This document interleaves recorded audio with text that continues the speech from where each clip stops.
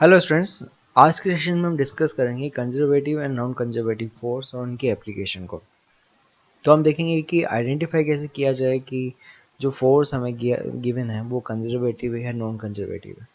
देखिए, जो कंसेप्ट है कंजर्वेटिव और नॉन कंजर्वेटिव फोर्स का, थियोरेटिकली अगर हम देखें तो ये काफ़ी इंपॉर्टेंट है और 11th तो 12th के अंदर ये टर्म जो है वो हमें कई बार यूज़ भी होगी। तो इसका जो डिटेल में स्टडी है वो इम्पोर्टेंट है। सबसे पहले हम देखते हैं कि जो कंजर्वेटिव फोर्स होते हैं वो एक्चुअल में होते क्या हैं। तो देखिए, कंजर्वेटिव फोर्स वो फोर्स होते हैं जिनकी वजह से वर्क डन जो है वो पाथ पे डिपेंड नहीं करता। यानी अगर हम उसे डिफाइन करें तो हम कैसे डिफाइन करेंगे? Force it's said to be conservative if work done by force और against the force in moving body depends only on inertial and final position and does not depends on nature of path follow between the inertial and final position। देखिए, जैसे example से समझते हैं। ये कोई block है जो अभी सरफेस पे रखा हुआ है। ये है ब्लॉक, है ना, ये डायग्राम ए में देख रहे हैं। तो अभी देखिए, ये सरफेस पे रखा हुआ है और इसको हम अर्थ सरफेस से यहाँ पे फाइनल जो पोजीशन है एच हाइट तक लेके आते हैं। इस पे ग्रेविटेशन फोर्स नीचे की तरफ लग रहा है mg। तो फर्स्ट केस में हम देखेंगे तो वर्क डन बाय ग्रेविटी कितना होगा? वो होगा -mgh। अब हम सेकंड केस में इसका पाथ जो है वो चेंज करते हैं। पहले ऑब्जेक्ट को ऊपर लेके जाते हैं, फिर राइट, फिर बाद में ऊपर, फिर बाद में लेफ्ट। बट अब हम इनर्शियल और फाइनल पोजीशन में देखें तो जो डिस्प्लेसमेंट है वो पाथ पे डिपेंड नहीं करेगा। डिस्प्लेसमेंट होता है इनर्शियल और फाइनल पोजीशन के बीच का गैप। तो ये हमारे पास है हाइट h। ठीक है, तो इस केस में भी हम देखेंगे तो वर्क डन बाय ग्रेविटी होगा mg, नीचे लगेगा तो ये होगा -mgh। ऐसे ही सी केस में देखें, अब हमने पाथ जो है वो थोड़ा चेंज किया। पहले हम उस ऑब्जेक्ट को राइट में लेके गए, फिर अप लेके गए, फिर बाद में लेफ्ट लेके गए। तो mg अभी भी नीचे की तरफ है, डिस्प्लेसमेंट अभी भी देखें तो वो h होगा। तो थर्ड केस में यानी यहाँ पे सी केस में भी देखेंगे तो वर्क डन होगा वो -mgh होगा। यानी तीनों केस में हमने देखा तो ये हमने स्टडी किया कि जो ऑब्जेक्ट है जो डिस्प्लेस हो रहा है वो पाथ पे डिपेंड नहीं कर रहा। जो वर्क डन है वो पाथ पे डिपेंड नहीं कर रहा, चाहे पाथ कुछ भी हो। वर्क डन जो है उसकी इनर्शियल और फाइनल पोजीशन पे डिपेंड कर रहा है। तो यहाँ पर जो ग्रेविटेशन फोर्स है, ग्रेविटेशन फोर्स की वजह से वर्क डन जो है वो पाथ पे डिपेंड नहीं कर रहा। तो ग्रेविटेशन फोर्स एक कंजर्वेटिव फोर्स होगा। ठीक है, तो यहाँ पे कुछ और प्रॉपर्टीज देखते हैं हम कंजर्वेटिव फोर्स की। तो उसमें एक तो हमने देख लिया कि जो वर्क डन है वो पाथ पे डिपेंड नहीं करेगा, वो सिर्फ इनर्शियल और फाइनल पोजीशन पे डिपेंड करेगा। ठीक है, मतलब वो नेचर ऑफ पाथ पे डिपेंड नहीं करता। नेक्स्ट पॉइंट क्या है कि अगर हम इस ऑब्जेक्ट के लिए देखें कि ऑब्जेक्ट जो है वो घूमकर वापस वहीं आ गया जहां वो पहले था। तो राउंड ट्रिप के अंदर हम देखें तो इसकी इनर्शियल और फाइनल पोजीशन सेम है, यानी कि जो डिस्प्लेसमेंट है वो जीरो है, तो उस कंडीशन में वर्क डन जीरो होगा। तो एक राउंड ट्रिप में बात करें तो कंजर्वेटिव फोर्स की वजह से एक राउंड ट्रिप के अंदर वर्क डन जो होता है वो हमेशा जीरो होता है। यानी ऑब्जेक्ट अगर घूमकर वापस उसी पोजीशन पे आ गया तो नेट वर्क डन जीरो होगा। देखिए, ये इंपॉर्टेंट क्यों है कि अभी हम जो पढ़ने वाले हैं पोटेंशियल एनर्जी का कंसेप्ट। पोटेंशियल एनर्जी जो है वो सिर्फ कंजर्वेटिव फोर्स के लिए एप्लीकेबल होती है। यानी ग्रेविटेशन फील्ड की हम बात कर रहे हैं तो ग्रेविटेशन फील्ड के लिए पोटेंशियल एनर्जी होगी, क्योंकि यहाँ पे उसके लिए ये जो ग्रेविटेशन फोर्स है वो कंजर्वेटिव फोर्स है। देखिए, एक्चुअल में होता क्या है यहाँ पे, जो हम बात कर रहे हैं कंजर्वेटिव फोर्सेस की, तो इनकी वजह से क्या एनर्जी लॉस नहीं होती। इसमें क्या होता है, जो हम वर्क डन करते हैं वो एनर्जी जो है वो स्टोर होती है और वो वापस हमें मिल जाती है। जैसे फॉर एग्जांपल, जब हम इस ऑब्जेक्ट को हाइट पे लेके जा रहे हैं तो हम कर क्या रहे हैं, हम वर्क डन कर रहे हैं और वर्क डन जो है वो स्टोर हो जाती है in form of potential energy.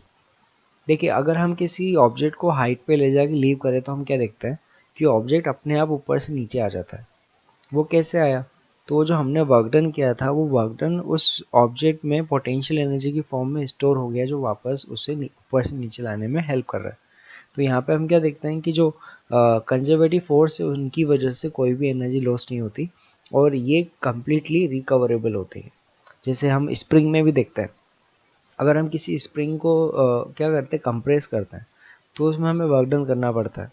ये जो वर्क डन है वो स्प्रिंग के अंदर as a potential energy store हो जाती है। फिर हम देखते हैं कि जब हम स्प्रिंग को रिलीज़ करते हैं तो वो स्प्रिंग जो है वो एक्सपेंड होती है, तो वहाँ पे हमने जो वर्क डन किया था वो हमें वापस मिल रहा है। तो ये जो फोर्सेस होते हैं, ये जिनकी वजह से वर्क डन जो है वो पाथ पे डिपेंड नहीं करता, उसमें जो एनर्जी है वो स्टोर रहती है और वो हमें वापस मिल जाती है, ये होते हैं कंजर्वेटिव फोर्स। ओके, और पोटेंशियल एनर्जी सिर्फ कंजर्वेटिव फोर्स के ही डिफाइन होती है। तो अगर हम कुछ एग्जांपल्स देखें कंजर्वेटिव फोर्स के, तो एक तो हमने देखा ग्रेविटेशन फोर्स। तो सिर्फ अर्थ की वजह से नहीं, हमने जो यूनिवर्सल ग्रेविटेशन लॉ देखा है, जिसमें हम बात करते हैं ग्रेविटेशन फोर्स जो होता है वो G m1 m2 upon r square होता है। यानी कोई भी दो मासेस जो है, जैसे मास ये m1 है और ये मास m2 है, तो इन दोनों के बीच में जो अट्रैक्शन फोर्स होगा वो होगा G m1 m2 upon r square. तो यूनिवर्सल लॉ है ये। इसमें हम देखेंगे तो हर जगह हम देखेंगे कि ये जो फोर्स होता है वो कंजर्वेटिव होता है। दूसरा हम देखें जो इलास्टिक फोर्स होता है, इलास्टिक फोर्स मीन्स जो स्प्रिंग के अंदर हम देखें ये वाले, तो स्प्रिंग के अंदर हमारे पास फोर्स लगता है F इजिकल टू के एक्स, या वेक्टर फॉर्म में देखेंगे तो माइनस के एक्स।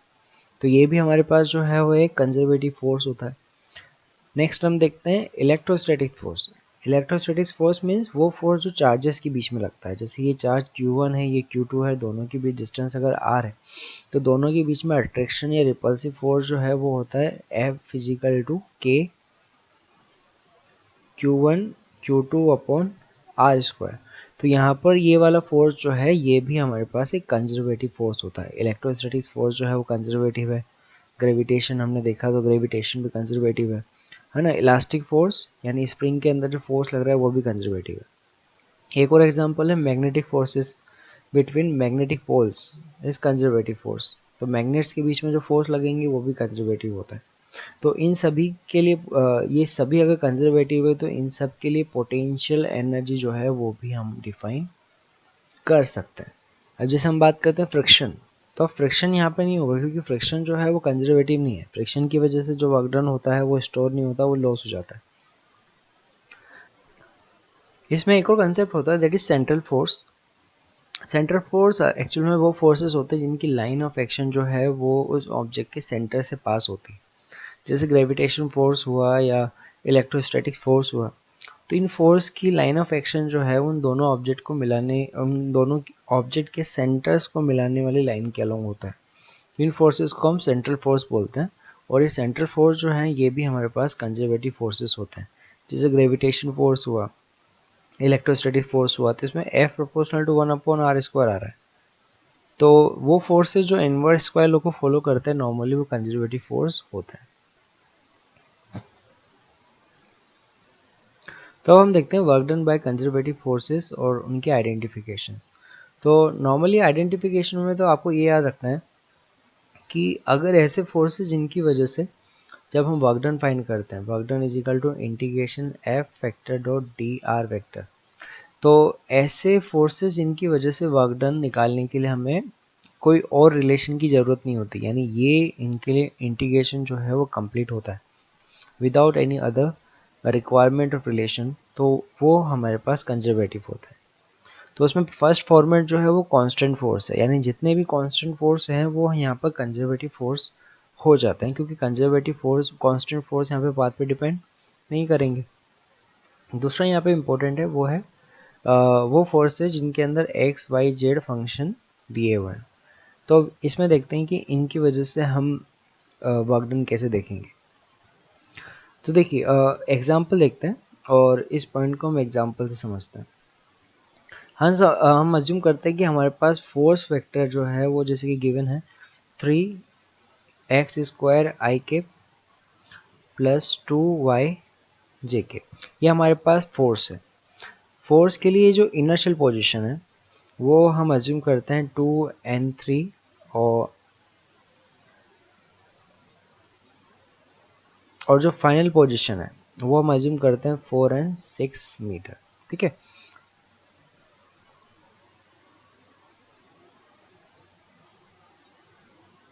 ओके, फोर्स गिवन है और ऑब्जेक्ट जो है वो displace from A to B दिया हुआ है। अब देखिए इस केस में हमें ये चीज़ चेक करनी है कि जो फोर्स की वजह से वर्क डन है वो पाथ पे डिपेंड कर रहा है या नहीं कर रहा।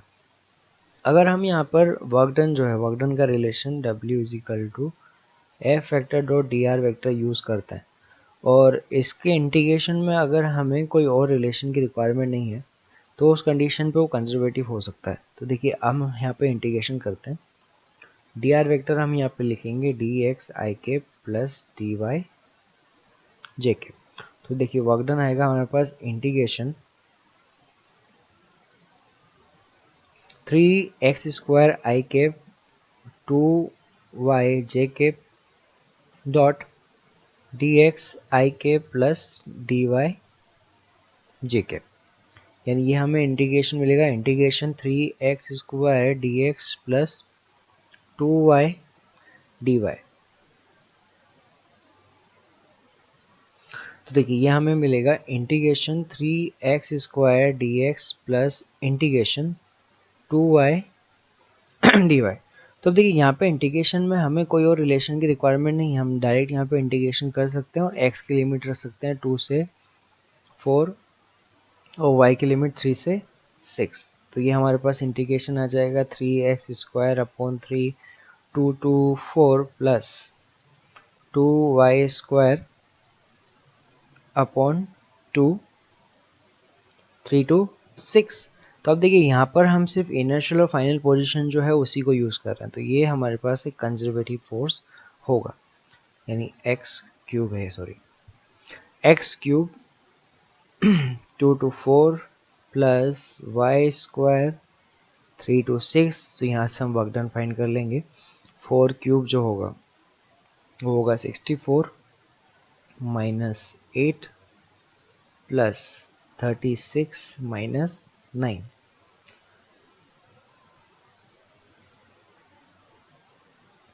56 प्लस 27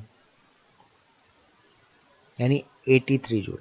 तो अब देखिए यहाँ पे हमें इनर्शियल और फाइनल पोजीशन सिर्फ उन्हीं की रिक्वायरमेंट है। अगर हम इनर्शियल और फाइनल पोजीशन चेंज करेंगे तो वर्क डन चेंज हो जाएगा, बट जो पाथ होगा उसका कोई फर्क यहाँ पे पड़ नहीं रहा। तो इस यहाँ पर एक्स वाई जेड के फंक्शन में दिया हुआ है, तो ये इस टाइप के जो फॉर्मेट में आते हैं वो नॉर्मली कंजर्वेटिव होते हैं, फोर्स होंगे इसमें। तो हम देखते हैं थर्ड फॉर्मेट कंजर्वेटिव फोर्सेस के लिए। देखिए थर्ड फॉर्मेट होते हैं परफेक्टली डिफरेंशियल फॉर्मेट। जैसे कि यहाँ क्वेश्चन में बोला हुआ है, अब फोर्स हमें रिलेशन में दिया हुआ है, ये देखिए F इज इक्वल टू के वाई आई के प्लस एक्स जे के। यहाँ पे के जो है पॉजिटिव कांस्टेंट है, acts on particle moving in x y plane. ये फोर्स जो है वो पार्टिकल पे लग रहा है जो एक्स वाई प्लेन में मूव कर रहा है, starting from the point 3 and 5 and particle is taken along a straight line to 5 and 7. The work done by force is। तो अब देखिए यहाँ पे जो वर्क डन हम फाइंड करेंगे वो पाथ पे डिपेंड नहीं कर रहा है। देखिए कैसे, यहाँ पे जब हम इंटीग्रेशन करेंगे work done is equal to integration F vector dot d r vector. तो यहाँ पे हम इंटीग्रेशन करेंगे इंटीग्रेशन के वाई आई के प्लस के एक्स जे के डॉट डी एक्स आई के प्लस डी वाई जे के। ठीक है, तो यहाँ पे हमें रिलेशन मिलेगा के वाई डी एक्स, है ना, के जो है वो दोनों तरफ है तो कांस्टेंट ही बाहर, उसे कांस्टेंट लेके बाहर कर देते हैं।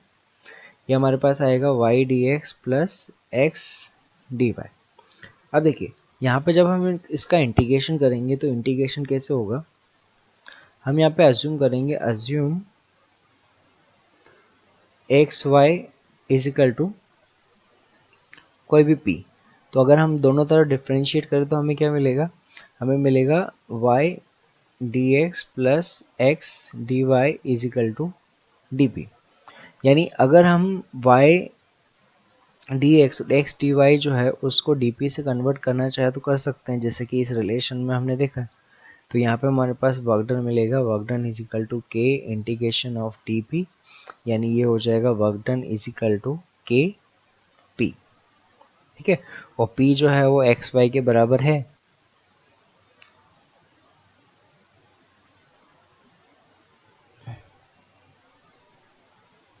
ठीक है, तो यहाँ पर एक पी की जो इनर्शियल पोजीशन है और इनर्शियल वैल्यू और फाइनल वैल्यू उसे हम यहाँ पे पुट कर देंगे। इनर्शियल जो है वो 3, 5, फाइनल जो है वो 5 एंड 7। तो हो जाएगा के पी की जगह लिखेंगे एक्स वाई, और ये आएगी इनर्शियल पोजीशन 3 एंड 5 और फाइनल पोजीशन 5 एंड 7। ठीक है, तो यहाँ पे हम वैल्यू पुट कर देते हैं के, पहले हम लिखेंगे 5 एंड 7, यानी 5 इंटू 7 माइनस, फिर हम लिखेंगे 3 इंटू 5, है ना, एक्स और वाई की जगह हमने वैल्यूज पुट कर दी।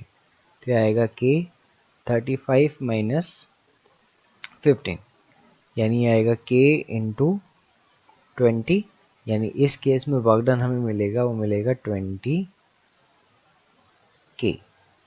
तो अब देखिए 20 के ऑप्शन सी जो है वो करेक्ट है। तो ये जो 20 के हमारे पास आंसर आया है, इसके अंदर जो वर्क डन है वो पाथ पे डिपेंड नहीं कर रहा, क्योंकि हमें यहाँ पर वर्क डन निकालने के लिए कोई एक्स्ट्रा फंक्शन की रिक्वायरमेंट नहीं हुई, इसलिए यहाँ पर ये वाले फोर्स जो हैं या इस फॉर्मेट के जो फोर्सेस होंगे वो भी कंजर्वेटिव होंगे। तो अभी कंजर्वेटिव फोर्स का जो कंसेप्ट हमने देखा वो और ज़्यादा क्लियर होगा जब हम नॉन कंजर्वेटिव फोर्सेस को भी देखेंगे। तो नॉन कंजर्वेटिव फोर्सेस जो होते हैं वो रिवर्स होते हैं कंजर्वेटिव फोर्स के। मतलब नॉन कंजर्वेटिव फोर्स वो होते हैं जिनकी वजह से वर्क डन जो है वो पाथ पे डिपेंड करता है, यानी ऐसे फोर्सेस जिनकी वजह से वर्क डन जो है पाथ चेंज करने पे उनकी वजह से वर्क डन भी चेंज हो जाता है।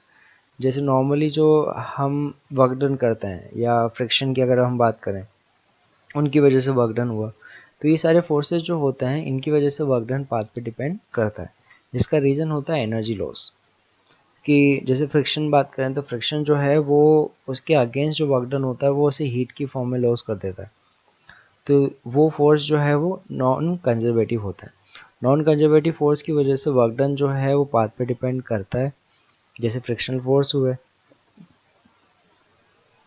अगर राउंड ट्रिप की बात करें कि एक ऑब्जेक्ट को अगर हम किसी फ्रिक्शनल सरफेस पे घुमा कर वापस उसी पोजीशन पे ले आए तो हम क्या देखेंगे, उस कंडीशन में वर्क डन जो है वो नेट वर्क डन जीरो नहीं होगा, जो वर्क डन होगा वो नेगेटिव होगा। तो हम यहाँ पे देखेंगे कि जो फ्रिक्शन फोर्स है वो फोर्स जो है वो नॉन कंजर्वेटिव होता है। यहाँ पे हम वेलोसिटी की बात करें तो वेलोसिटी डिपेंडेंट जितने भी फोर्स होते हैं, जैसे विस्कस फोर्स हुआ, मैग्नेटिक फोर्स हुआ, ये नॉन कंजर्वेटिव होते हैं। एयर रेजिस्टेंस की वजह से जो ड्रैग फोर्स लगता है वो, तो ये सभी फोर्सेस जो होते हैं वो नॉन कंजर्वेटिव होते हैं। तो यहाँ से हम देखेंगे तो जो पोटेंशियल एनर्जी है वो नॉन कंजर्वेटिव फोर्स के लिए डिफाइन नहीं होती। तो जैसे फ्रिक्शनल फोर्स हुआ, है ना, या एयर रेजिस्टेंस की वजह से जो फोर्स हुआ, वो फोर्सेस के लिए हम पोटेंशियल एनर्जी का भी डिफाइन नहीं करते। तो देखिए potential energy non conservative forces को हम एग्जांपल से समझते हैं। ये एग्जांपल हम देखते हैं 18। तो हमें यहाँ पे बोला है calculate work done by force. यहाँ पे फोर्स गिवन है F is equal to y i cap to move the particle from 0 0 to 1 1 in following conditions. तो अब देखिए इस केस में जब मैं वर्क डन फाइंड करूंगा तो मैं लिखूंगा integration F vector dot d r vector, यानी ये होगा integration Y i cap dot D x I cap plus D Y J cap, ये हमने डी आर की जगह रखा है। तो जब हम इसका डॉट प्रोडक्ट निकालेंगे तो हमें ये मिलेगा वाई डी एक्स। देखिए अब यहाँ पे ये जो फंक्शन है ना ये y की फॉर्म में, और हमें इंटीग्रेट जो करना है वो x की फॉर्म में करना है। तो अब हम इसका integration without any other relation तो कर ही नहीं सकते। अगर हमें कोई और फंक्शन नहीं दिया हुआ है तो हम इसके आगे इंटीग्रेट नहीं कर सकते। अब इसके लिए देखिए हमें यहाँ रिलेशन गिवन है। अगर हमें ये दिया हुआ है if y is equal to x, तब हम यहाँ पे वर्क डन फाइंड करेंगे तो देखिए रिलेशन क्या आएगा, y की जगह हम पुट करेंगे x, तो ये आएगा x dx, और x की लिमिट हमें रखनी है 0 to 1, है ना, x1 जो है ये रहा और x2 जो है वो ये रहा। ठीक है, तो ये हमारे पास आएगा इंटीग्रेशन इसका, वो आएगा एक्स स्क्वायर बाई 2, लिमिट आएगी 0 से 1, यानी वर्क डन हमें मिल जाएगा 1 स्क्वायर माइनस 0 यानी हाफ। ठीक है, अगर हम पाथ चेंज करते हैं, यानी इस कंडीशन में जो पाथ है वो y इजिकल टू एक्स दिया है, अगर पाथ अगर y is equal to x cube हुआ तो y is equal to x cube, तो अब देखिए वर्क डन कितना आएगा, ये फर्स्ट केस में, ये सेकंड केस में। Integration x square D x 0 से 1, यानी इसका इंटीग्रेशन हमें मिलेगा एक्स क्यूब अपॉन 3 लिमिट 0 से 1, यानी इस केस में हमें जो वर्क डन मिलेगा वो मिलेगा 1/3। तो अब देखिए इसमें हमने जो पाथ चेंज किया, तो पाथ चेंज करने पे वर्क डन चेंज हुआ, तो इसलिए हमारे पास ये जो फोर्स होगा ये नॉन कंजर्वेटिव होगा। तो स्टार्टिंग में हम यही कह रहे थे कि अगर ऐसे वर्क फोर्सेस जिनकी वजह से वर्क डन जो है वो उसके रिलेशन हम निकालेंगे जब इंटीग्रेशन करेंगे, तो विदाउट एनी रिलेशन अगर हम उसका इंटीग्रेट कर पाए तो इसका मतलब वो कंजर्वेटिव होगा। बट अगर हम ऐसे रिलेशन हमें रिक्वायरमेंट हो जैसे y इजिकल टू एक्स या y is equal to x square, यानी इस कंडीशन पे ये जो फोर्स है ये पाथ डिपेंडेंट है, तो ये कंजर्वेटिव नॉन कंजर्वेटिव फोर्स होगा। तो ये कंजर्वेटिव और नॉन कंजर्वेटिव फोर्सेस का जो कंसेप्ट है वो हमें पोटेंशियल एनर्जी और एनर्जी को समझने में काफ़ी हेल्प करता है। तो अब हम देखते हैं अब एनर्जी को। तो देखिए एनर्जी हम डिफाइन करते हैं कैपेसिटी ऑफ वर्क डन। हम कोई भी वर्क डन करते हैं तो उसके लिए हमें एनर्जी रिक्वायर्ड होती है, और जब हम कोई वर्क डन करते हैं तो हम ये चीज़ देखते हैं कि एनर्जी जो है वो लॉस हो जाती है। तो एक्चुअल में है क्या, यहाँ पे जो हम वर्क डन करते हैं that is a form of energy. जब हम वर्क करते हैं तो that is a conversion of energy in work.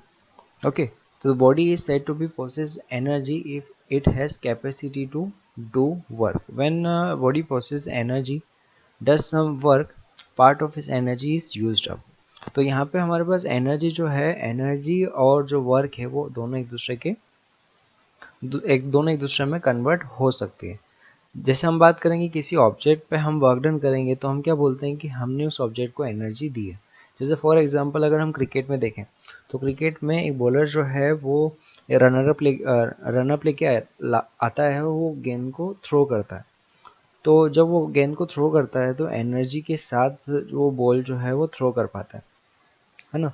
वैसे हम देखें बैट्समैन जो है वो अपने बैट से जो है वो हिट करता है, तो यहाँ से वो क्या करेंगे, अपनी एनर्जी यूज़ करेंगे। वो एनर्जी जो है वो उस वर्क एनर्जी के थ्रू वो वर्क करते हैं उस ऑब्जेक्ट पे, और वो एनर्जी जो है वो एनर्जी हो जाती है।